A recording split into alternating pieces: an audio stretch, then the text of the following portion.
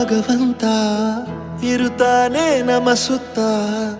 ಅವತಾರ ನಾನಾ ರೂಪವೋ ನಮ್ಮೆಲ್ಲ ಹಣೆ ಬರಹ ತಿದ್ದಿ ಬರೆಯಲು ಕತ್ತಲೆಯಿಂದ ಬಂತ ನಮ್ಮ ಕೈಯ ಹಿಡಿಯುತ್ತ ಕರೆದೊಯ್ದ ಬೆಳಕು ತೋರಲು ನಯವಾಗಿ ಗದರೋದು ನಮ್ಮ ಬೆಳೆಸಲು